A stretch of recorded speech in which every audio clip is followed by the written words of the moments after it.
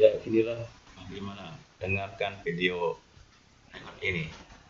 Pemirsa, ancaman bahaya laten komunisme di Indonesia mulai merasakan saat ini. Semua hal yang berkaitan dengan ideologi komunis belakangan ini sudah ramai diperbincangkan. Masyarakat seakan dibuat lupa dengan sejarah kelam dan ekonomi komunis yang tidak manusiawi. Hukum ini kami lakukan para nasib dan pengarang mentah komunis.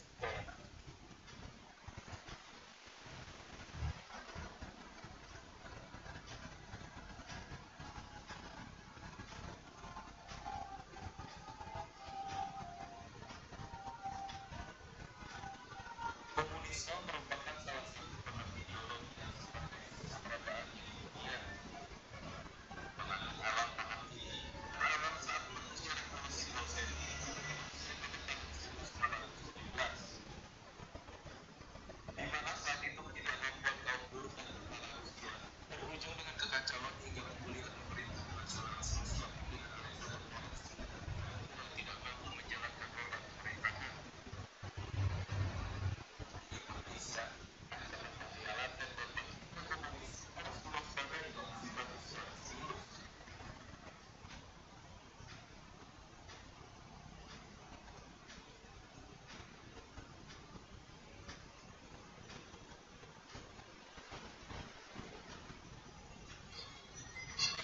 Indonesia dengan istilah komunis adalah dan terlihat dengan berbagai ciri. Partai Komunis Indonesia sebagai bentuk bisnis sawah dan gerakan memang telah dibubarkan, namun komunis sebagai ideologi tetap ada Ada hingga saat ini. ini. Gerakan 30 September tahun 1945 telah mengajak banyak korban yang hidup maupun dihukum seumur hidup. Namun, diyakini generasi penerusnya masih ada hingga sekarang. Pada era reformasi seperti sekarang ini, ternyata telah dimanfaatkan oleh sebagian orang berbagai upaya telah dilakukan untuk mempertahankan agama dan sejarah untuk mempengaruhi anak bangsa. Bagi generasi muda saat ini yang tidak mengalami peristiwa ketegangan dan kekerasan, menerima ajaran ini dengan mengusung jargon-jargon yang mengatasnamakan kemanusiaan dan beragama untuk mewujudkan asasi manusia yang diorganisasi. Hendaknya membuat demonstrasi di era reformasi ini membuat komunisme bukan untuk musuh. Lambang-lambang untuk suatu hari banyak ditemukan di atribut-atribut anak muda pada saat berdemonstrasi, bahkan foto-foto komunis Karl banyak terpasang pada kaos-kaos mereka. Slogan-slogan pada saat demonstrasi pun mulai berbau komunis, seperti walaupun satu tahunan dilawan, pakaian tersebut tak ubah dijalankan, dan yang semacamnya. Komunisme pun ditenggarai sebagai khusus dan bentuk baru. Beberapa pihak menyebut fenomena itu disebutkan kehilangan komunisme baru. Kedatangan euforia reformasi ini atas nama reformasi, tanpa keterbukaan, KPRS nomor 25 tahun 1946 yang berisi larangan komunisme dan Undang-Undang nomor 27 tahun 1999 tentang larangan penyebaran paham Marxisme dan Leninisme dipersoalkan dan ditutup untuk dicabut. Bagi mereka yang menuntut KPRS dan undang-undang tersebut dinilai melanggar hak asasi manusia. Begitulah mereka kita. Rintik itu penindakan.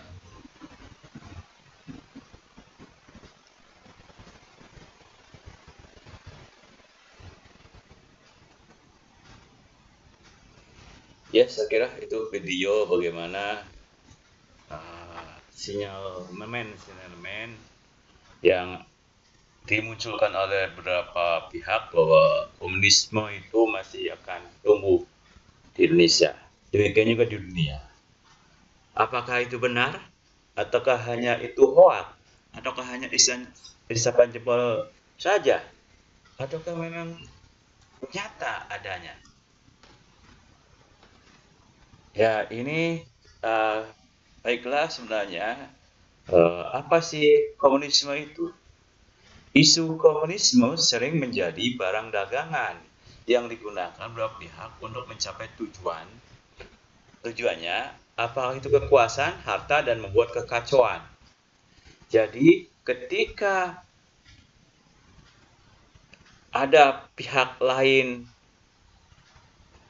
yang merasa akan mengancam posisi kekuasaannya atau akan manakala seseorang ingin merebut ke, puncak kekuasaan tapi banyak saingan, nah biasanya isu komunisme itu sering menjadi barang dagangan yang digunakan beberapa pihak ya untuk mencapai. Nah pihak-pihak inilah yang sebenarnya ingin mencapai kekuasaan. Tapi apakah salah mereka itu? Belum tentu juga salah. Karena yang namanya komunisme itu walaupun secara ekonomis tidak ada lagi yang bertahan di dunia ini, tetapi kenyataannya secara politik itu masih ada.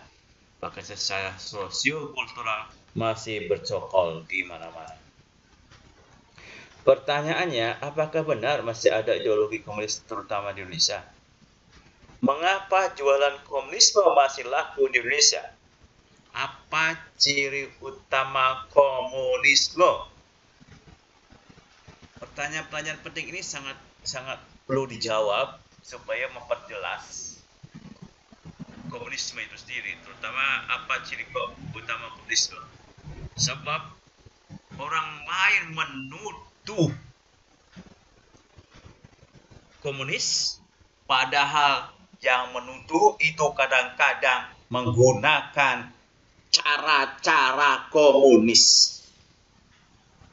Itu yang terjadi belakangan ini di Indonesia.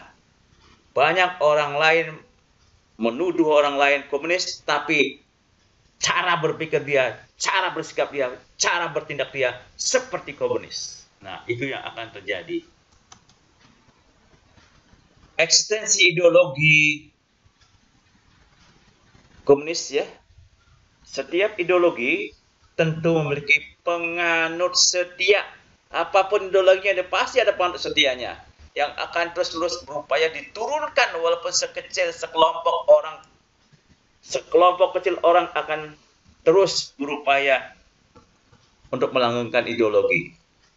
Demikian juga yang namanya ideologi komunis. Komunisme merupakan suatu keyakinan hidup dalam menghadapi berbagai permasalahan baik politik, ekonomi, sosial, budaya, pertahanan, dan keamanan, maupun psikologi. Oleh karena itu, pada dasarnya komunisme merupakan agama baru. Jargon komunis anti Tuhan, padahal pada dasarnya mereka juga menuhankan ideologi komunis itu sendiri. Jadi, komunis itu merupakan agama baru, meyakini ada keyakinan. Eksistensi komunisme, meskipun secara ekonomi liberalisme atau neoliberalisme merajai dunia, termasuk di negara-negara yang secara tradisional menjadi negara komunis seperti Cina dan bekas Uni Soviet. Namun demikian sebagai ajaran yang berbasis sosialisme yang menginginkan kesejahteraan bagi semua secara merata dan berkeadilan akan menjadi jualan yang cukup menggiurkan. Secara ekonomi sebenarnya di Cina pun sudah melakukan privatisasi. Yang namanya privatisasi ya liberalisme sebenarnya ya, tidak komunisme juga. Tidak komunisme, sebab mereka pun sekarang mengakui hak milik pribadi individu gitu ya. Ya namanya kapitalisme. Demikian juga di Rusia atau dulu Uni Soviet, bekas-bekas Uni Soviet itu juga sekarang sudah liberalisme semua. Ya, jadi sebenarnya secara ekonomi tidak ada lagi gitu sebenarnya. Kita itu sebenarnya liberal semua, kapitalis semua gitu ini kan ya. Nah, tapi masih saja karena kita setelah belajar sosialisme itu masih saja mereka tetap menggunakan jargon komunis itu untuk menjual jualannya supaya mereka mendapatkan pengikut. Nah, siapa saja yang mudah diajak untuk ikut serta di dalam ajaran komunis ini, ajaran sosialis komunisme ini siapa? Itu persoalannya yang harus kita harus tahu. Sebab tidak mungkin ada orang-orang tertentu yang sudah sudah di zaman Orde Baru mungkin susah menjadi komunisnya. Sekarang itu banyak orang-orang manusia Indonesia baru, terutama remaja, ya, remaja baik di SLTA maupun perguruan tinggi, mahasiswa itu menjadi sasaran empuk bagi ideologi sosialisme untuk menjual ajarannya. Ya, karena mereka belum tahu. Ya, oleh karena ini tugas daripada guru-guru itu harusnya bagaimana supaya mereka tidak lagi menjadi penganut komunisme, tapi dengan cara-cara rasional, bukan cara-cara dengan indoktrinasi. Tunjukkan apa itu komunisme, apa ajarannya, faktanya gimana, bahwa faktanya komunisme itu tidak bisa mensejahterakan rakyat. Faktanya bahwa komunisme itu ternyata hanya mensejahterakan segelintir orang, bukan sama rata sama rasa, hanya segelintir orang saja. Nah, itu faktanya. Nah, oleh karena itu perlu ditunjukkannya, bukan melalui interpretasi kamu jangan ini, diberi ketakutan seolah-olah komunis akan membuat kita sengsara gitu. Nah, tidak masuk akal. Kenapa tidak masuk akal? Karena kenyataannya apa yang terjadi misalkan sekarang gitu ya, demokrasi Pancasila, ideologi Pancasila, banyak orang yang sengsara. Banyak petani yang sengsara, banyak buruh yang sengsara. Nah, itulah sasaran dari realitas-realitas yang dijual oleh para ideolog komunis itu kepada manusia-manusia baru tadi. Lahan subur bagi komunisme manakala di suatu negara terjadi kesenjangan ekonomi. Ya, di negara manapun kan, apakah liberal, apakah komunis, apakah sosialis, apakah negara teokrasi Islam gitu ya. Kalau terjadi kesenjangan ekonomi, maka itu menjadi lahan subur komunisme.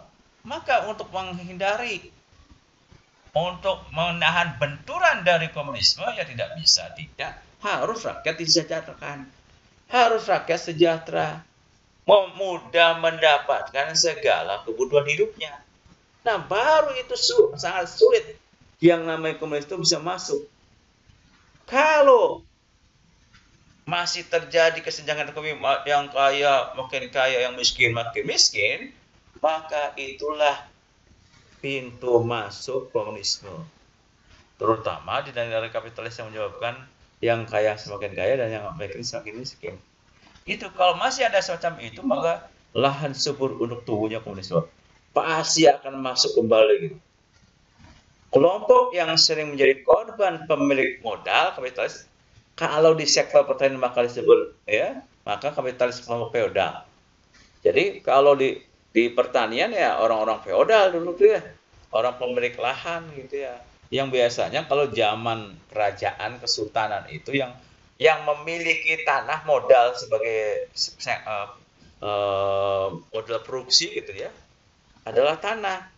Untuk mengolah tanah kan jadi lahan pertanian, itu lahan perkebunan, sehingga dia bisa mempekerjakan orang. Makanya mereka kapitalisnya mereka.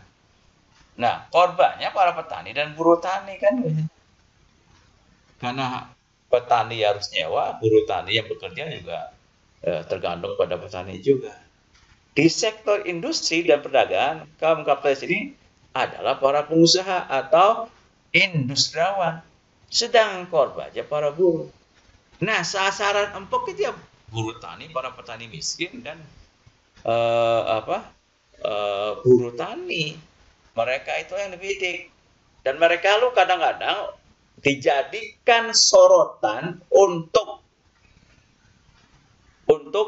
mengajarkan kepada generasi muda bahwa itulah kalau kita masih menggunakan ideologi Pancasila. Ternyata masih banyak tuh petani yang miskin, buruh tani yang miskin, buruh pabrik yang miskin. Nah, Kenapa bisa? Karena memang ada kapitalis dan ada buruh. Untuk menghilangkan ini semua harus direbut itu modal produksinya itu ya. Alat-alat produksinya itu oleh kaum buruh, oleh kaum petani. Kalau petani rebut tanahnya supaya menjadi milik mereka. Kalau sudah milik mereka, mereka bisa bertani sendiri gitu. Nah, kalau di industri, maka rebut itu alat produksi mesin-mesin produksinya itu supaya menjadi milik buruh. Nah, itulah yang sering sekali didengungkan oleh ideolog-ideolog itu ya di Indonesia. Walaupun tentu saja ideolog-ideolog itu tidak berbaju nih saya ini orang komunis, tidak akan. Mereka akan berkata saya orang sosialis. Tidak akan mungkin memujikan langsung mereka karena kepada komunis kan dilarang. Kalau sosialis kan tidak gitu ya. Nah itu ya. Jadi harus tetap ini. Nah, komunisme laku di Indonesia. Komunisme di Indonesia itu merupakan bahaya laten. Nah, yang namanya bahaya Pak laten sewaktu bisa muncul kemerdekaan. Bisa muncul lagi, bisa ada lagi gitu ya. Jadi terus diwaspadai dan terus dilakukan screening supaya jangan muncul lagi gitu. Dia boleh muncul manakala memiliki peluang. Identik dengan komunisme internasional yang tidak akan padam. Komunisme di Indonesia juga tidak pernah padam. Sekali lagi, tidak akan pernah padam. Para pejabat, ya, para penegak hukum, jangan lalai. Jangan ceroboh bahwa komunis itu sudah tidak ada lagi. Komunis itu bukan merupakan ancaman. Yang sekarang itu yang ancaman adalah orang-orang ekstrem kanan, orang-orang Islam garis keras, orang-orang Islam radikal. Padahal lupa sebenarnya juga mereka juga telah menjadi ancaman. Nah, ini harus diperhatikan. Nah, termasuk oleh para dosen, para guru, oleh para mahasiswa gitu. Oleh kiai-kiai di pondok pesantren itu harus diperhatikan itu. Mengapa? Karena pada dasarnya dengan jualan komunisme mereka mendapatkan berbagai manfaat. Para pemasar ideologi komunisme itu banyak manfaat. Minimal dia bisa hidup dari sumbangan-sumbangan yang pemodal komunisme itu. Minimal itu manfaatnya itu. Ya, minimal itu. Dia juga dengan menjadi agen komunisme berhak untuk kuliah gratis di beberapa tempat.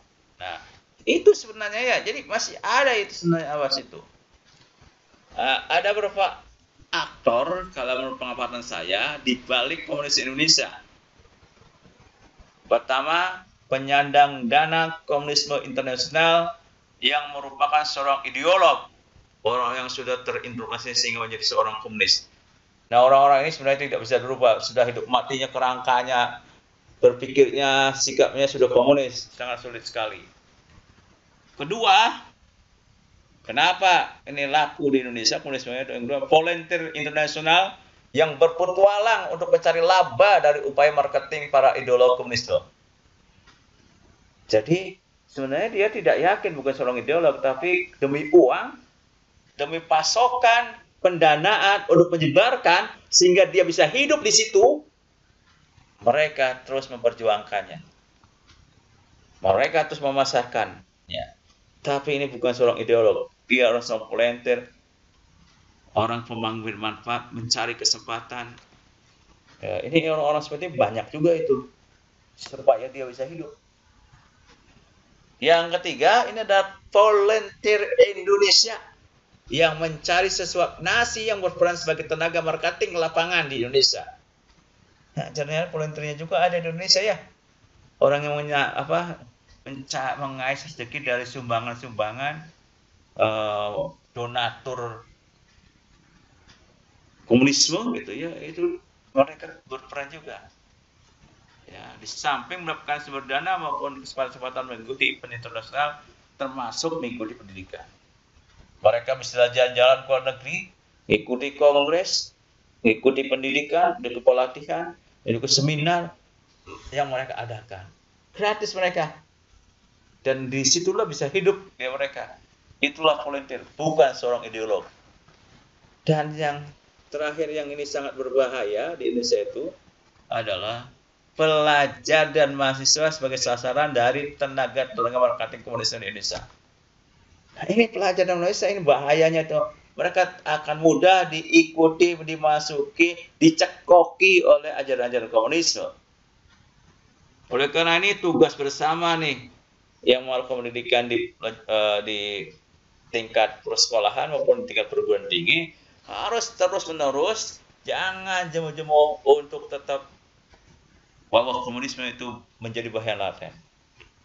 Dengan cara bukan indoktrinasi, jangan cara dilarang, tapi jangan cara ditunjukkan apa itu komunisme, ditunjukkan apa itu liberalisme, ditunjukkan apa itu Islamisme, ditunjukkan apa itu Pancasila.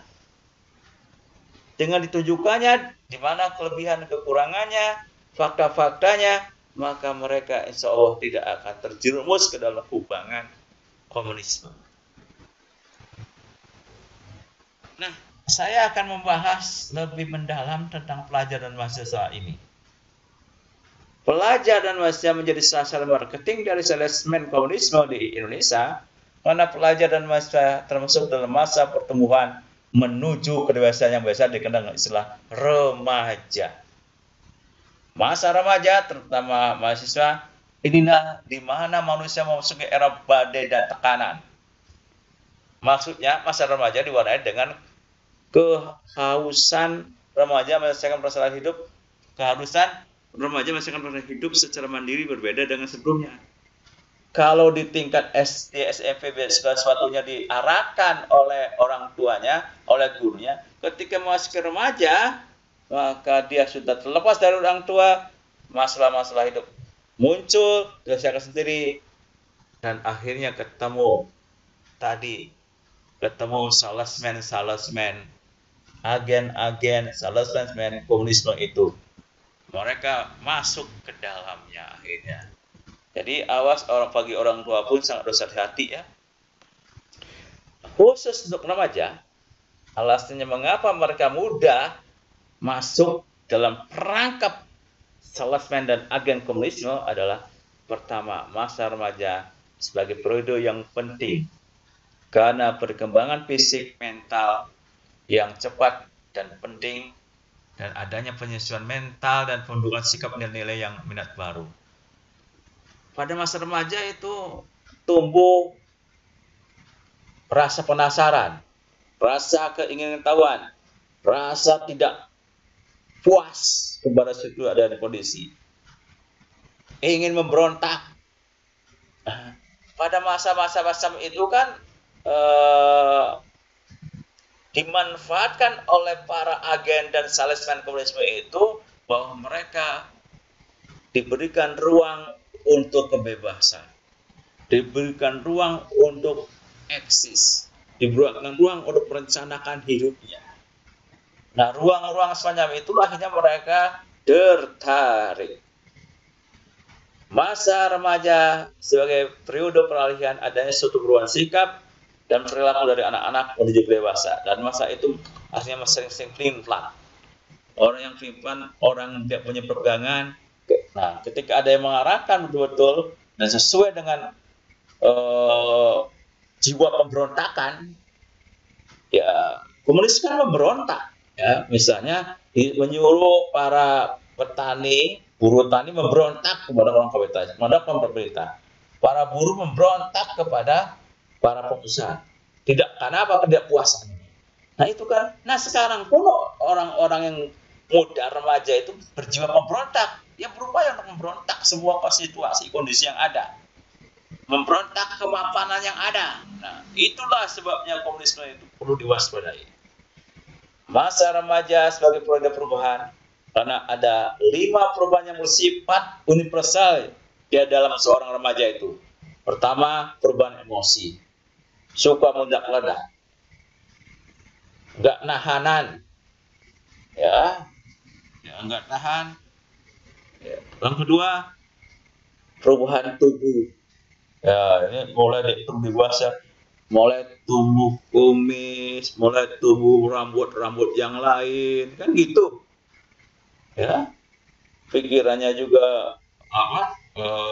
Geraknya suka, terus perubahan minat dan pola perilaku.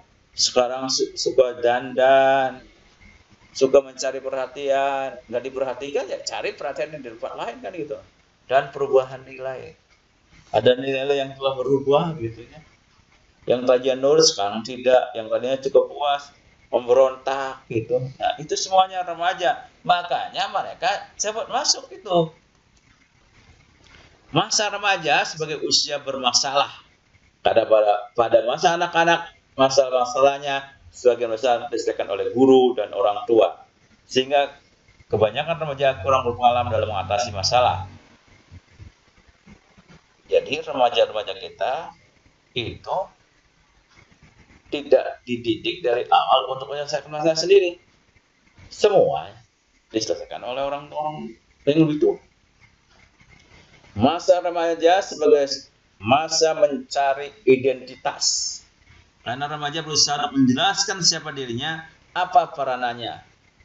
Terus mencari identitas siapa, termasuk juga bagaimana pandangan hidupnya, ideologi hidupnya gitu ya. Sedang mencari terus. Dan akhirnya klop dengan model pemberontakannya ideologi komunis. Kadang-kadang itu sering nyambung gitu ya, gitu ya. Makanya mereka terpengaruh. Gitu. Masa remaja sebagai usia yang menimbulkan ketakutan karena adanya anggapan stereotip budaya bahwa remaja adalah anak-anak yang tidak rapi, yang tidak dapat dipercaya, cenderung merusak, menyebabkan orang dewasa harus membimbing dan mengawasinya. Nah itu stereotip semacam itu harusnya dihilangkan, ya harusnya dihilangkan itu. Remaja itu harusnya dianggap yang baik gitu ya, yang mampu berpikir dan diajak berpikir, bukannya selalu dibimbing. Yang ketujuh, masa remaja sebagai masa yang tidak realistik. Karena remaja melihat dirinya sendiri dan orang lain sebagaimana yang diinginkan dan bukan sebagaimana adanya terlebih dahulu dalam cita-cita. Para orang tua kan remaja itu pengennya supaya jadi dokter, jadi tentara, jadi polisi, jadi apa gitu, tidak diinginkan seperti mereka gitu. Nah itu juga bisa jadi pemberontakan. Masa remaja sebagai ambang masa dewasa, karena remaja mulai memutuskan diri pada perilaku yang dihubungkan dengan orang dewasa. Jadi masalah perubahan-perubahan terus ya ini ya. Masa remaja sebagai masa yang penuh storm and stress, ditandai dengan ketidakstabilan emosi, keingintahuan yang tinggi, ingin mencari jati diri, anti kemapanan, ingin berbeda dari orang lain. Nih situasi psikologis semacam ini dimanfaatkan oleh agen dan salesman komunisme sehingga masuk mereka, perangkap mereka. Kenapa? Karena karakteristik pemberontakan yang dimunculkan oleh komunisme itu cepat nyambung. Karakteristik remaja seperti dimanfaatkan oleh para salesman komunisme dengan menjadi menentang kemapanan, menentang kaum kapitalisme dan penyokong-penyokongnya, dan memperjuangkan nasib buruh dan petani supaya bijaksana. Mereka, negara, pemerintah yang sekarang itu tidak membawa kesejahteraan. Buktinya masih banyak petani yang melarat, petani yang miskin, buruh pabrik yang pas-pasan, bahkan cenderung kurang. Nah itu kesalahannya adalah kesalahan sistem pemerintahan, sistem ideologi Pancasila salah. Itu semua harus dirubah. Dengan kalau mau mensejahterakan mereka, termasuk dirinya mereka sendiri karena bagian dari orang tua yang petani atau orang tua sebagai buruh, maka kita harus melawan. Nah itu skenario-nya kan seperti itu. Ya. Meskipun ketika ditanyakan bagaimana cara mewujudkan kesejahteraan para buruh dan petani, mereka tidak dapat menjawabnya.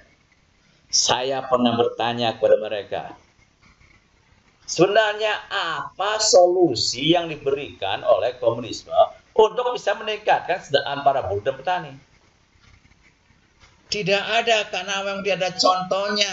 Di dunia pun kalau masih menggunakan komunisme tidak ada. Jadi mereka tidak bisa menjawab gitu ya. Seharusnya remaja itu juga kritis tuh. Tapi sayangnya mereka sudah terindokrinasi jadi nggak kritis lagi ya. Harusnya remaja kritis mempertanyakan bagaimana cara strategi mereka supaya mensejahterakan para buruh dan para petani itu. Sebab di mana-mana di Uni Soviet itu gagal. Ya akhirnya tercah sekarang jadi berapa negara, sekitar 16 negara, dan yang akhirnya menggunakan kapitalisme liberalisme. Di Cina pun sekarang sudah privatisasi, artinya sudah liberalisme. Jadi tidak ada solusi yang diberikannya sebenarnya pada dasarnya.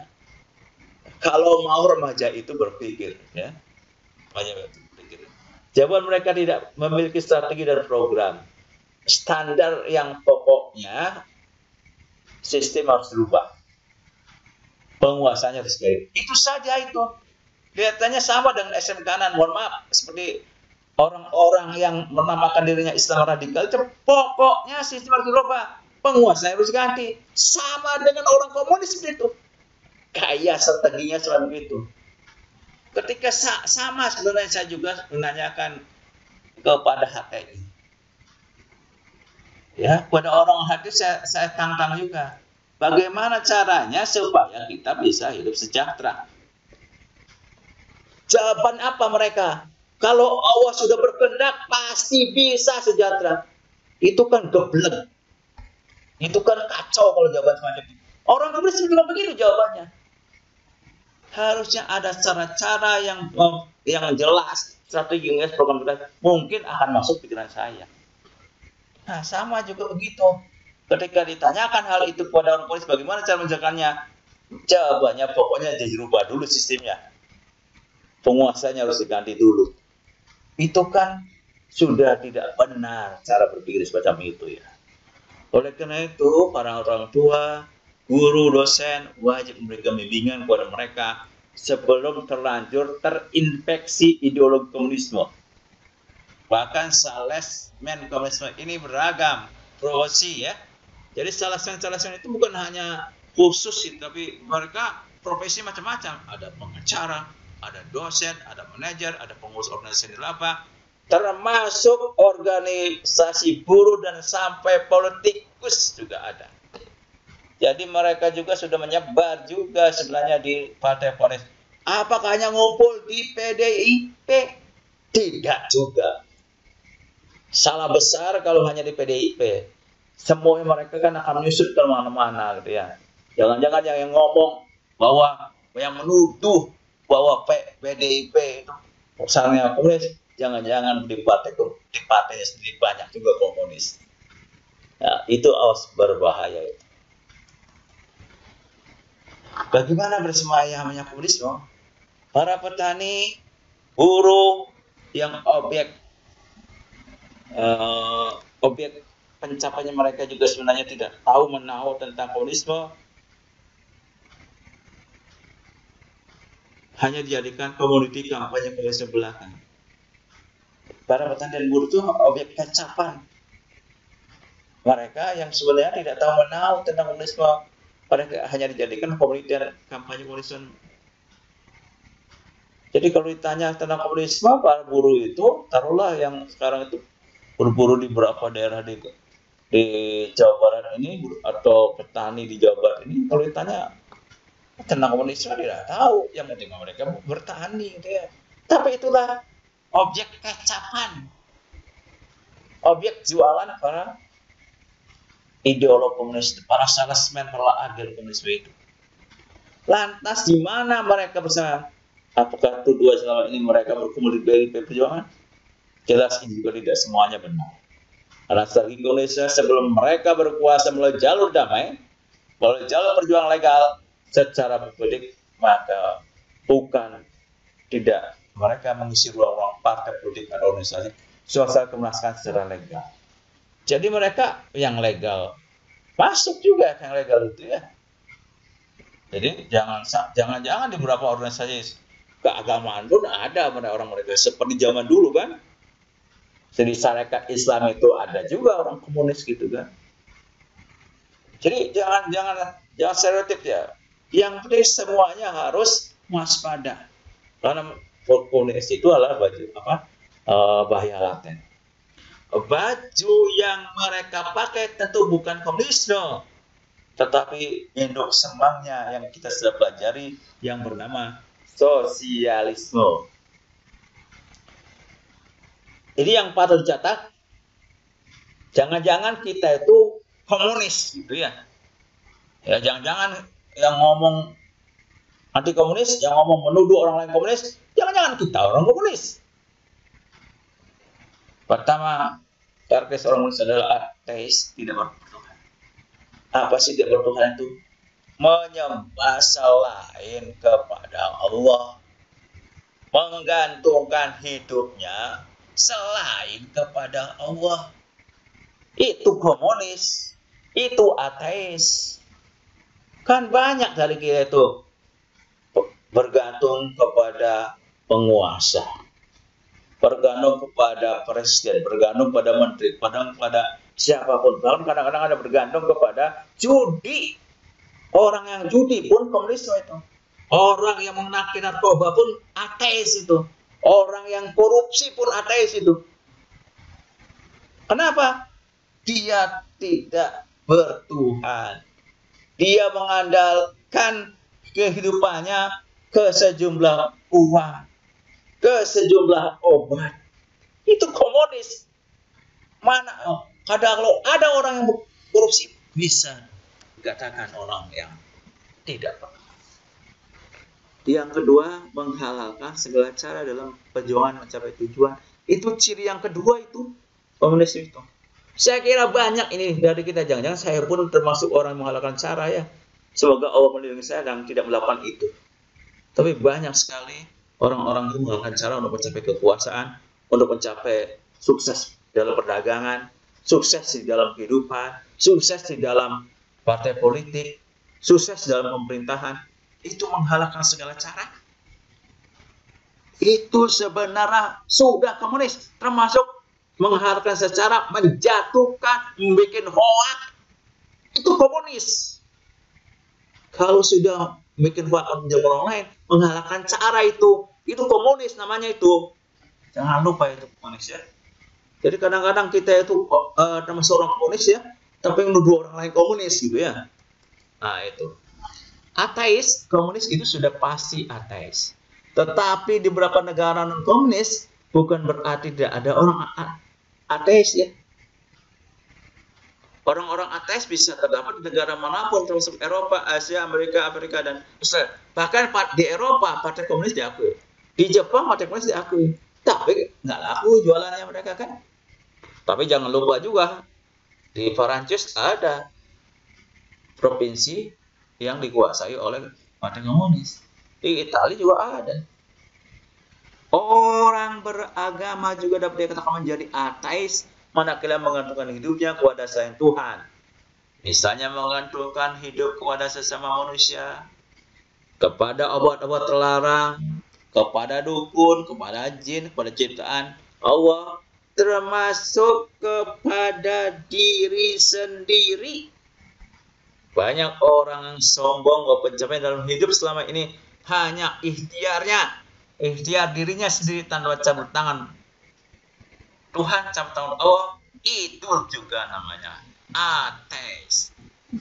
Iya kan? Banyak itu ternyata itu orang-orang yang sombong semacam itu tuh ya. Bahwa segala semacamnya itu atas ikhtiar sendiri, bukan atas pertolongan Allah, bukan atas kehendak Allah. Itu juga ateis misalnya itu ya. Yang kedua, menghalalkan segala cara. Ciri komunis yang sering tidak kita sadari, kita lakukan adalah menghalalkan segala cara untuk mencapai maksud dan tujuan kita. Untuk mendapatkan nilai yang bagus dengan mencontek. Untuk mendapatkan rezeki melimpah, memasukkan produk dari daging celeng, menjadi dagesan. Madu palsu, pupuk palsu, ijazah palsu dan sebagainya. Itu mengalahkan cara. Itu komunis itu. Tapi menuduh orang lain komunis seenaknya saja. Strategi komunis dapat dilakukan secara damai atau perang, sangat tergantung sikon. Nah, itu kan mengalahkan cara. Kalau waktunya damai ya belum mungkin ya harus dengan legal. Tapi kalau tidak legal ya ada kesempatan untuk merebut kekuasaan, perang. Gitu. Itulah yang bisa saya sampaikan pada kesempatan kali ini. Assalamualaikum warahmatullahi wabarakatuh.